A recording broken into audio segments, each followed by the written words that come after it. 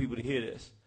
Our generation is the most irresponsible group of black men in the history of the world. I'm talking about myself. I'm going to tell you why I say that. In 1988, a group was created. Well, actually, in 88, our people were listening to this new form of music called hip-hop. And a group came out called Public Enemy that told us to love ourselves and stand up.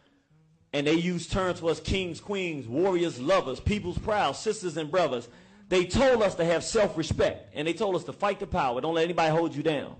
Right. And a whole generation of young people, through music, was beginning to connect with Brother Malcolm X, Omar Wally from the past, with Elijah Muhammad and his teachings, with Marcus Mosiah Garvey and the UNIA, with the freedom fighters of the past, and we were becoming conscious of doing for ourselves, not just in America, but around the world. And then something happened. The small hats, the white so-called Jews, his name was Jerry Heller. He came in and he paid a group called NWA. We don't use the N-word. I have to disagree. I respect my brother, but we're not ends. We can't be ends and black people at the same time. We can't be ends and Africans at the same time. Yes, sir. If we're going to actually make a difference, we have to make the decision as responsible black men to do something we didn't do then. We tried to play the game. Public Enemy tried to peacefully coexist with a group that came out. I'm going to the question, but it's very important. How did we get here? Because they took the black woman from being a black woman. When I grew up, we called them honeys because honey was sweet. Anybody grew up my time, y'all remember, we called them honeys. Baby dolls, something beautiful.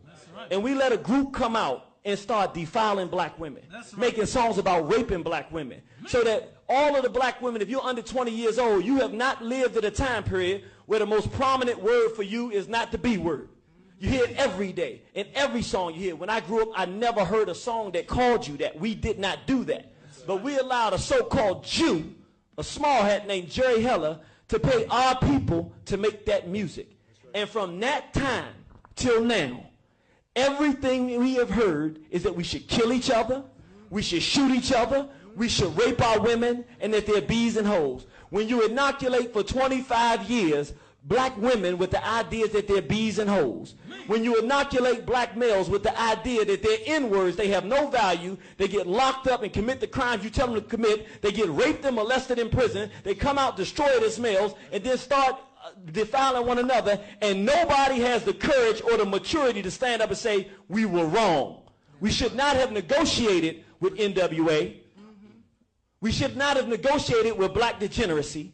We should have made a stance against it. What we have today is a situation where every one of our young people are under siege, because now whites are paying for the new Uncle Tom that you were talking about before. Who was the new Uncle Tom of our time? The pedophile and the homosexual, who whites are paying to violate our sons and violate our daughters and pull them into cultural degeneracy to destroy black families. When a black female is so confused that she doesn't know that the proper mate is a black male, you don't have to worry about a revolution. You don't even have a family to produce a child to even have a revolution. So what we have right now is a state of emergency where this is the last thing I want to say, because I know everybody wants to say something, but it's a state of emergency, and there's a reason. We are so cowardly because we see that as black men, we sat down and let this happen, and now we can't fix these guys because they're going to prey on my son, and they're going to prey on my little daughter here. So now we got to fix the problem, and we're too scared to go out here and say, we messed up, let's turn it around. We are no longer N-words. We're not using that term. We're not even going to allow it. We are no longer our women what we call bees and whores in the music. We're going to shut you down if you do that. We're going to step directly to you as men, and we will physically prevent you from continuing this. That's what this is going to require. And then ultimately we're going to have to say, no more homosexuality. The only acceptable relationship in the black community is a black man with a black woman with a black man. If you don't like it, let's fight. That's what we got to get.